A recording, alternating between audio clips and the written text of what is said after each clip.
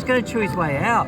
Holy dooly. So we've got Noddy to come back to the wild today. Noddy was in one of the netball courts over there, caught in the net. Corellas like to play around, so he would have been swinging around and got himself all caught up around the neck.